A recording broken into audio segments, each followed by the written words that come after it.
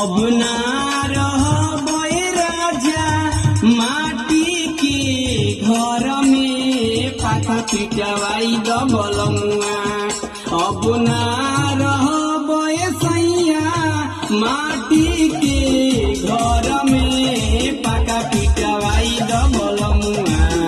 आरा शहर में पाखा पिटवाई दबलमुआ। आरा शहर में पाका पिटवाई दबलमुआ। नन्ही से लागल बाटे हमरो आदतिया हो। टीवी फ्रिज बिना कट नाही रतिया हो।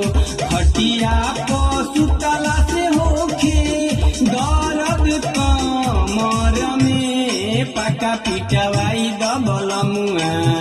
आरा शहर में पाका पिटवाई दबलमुआ। आरा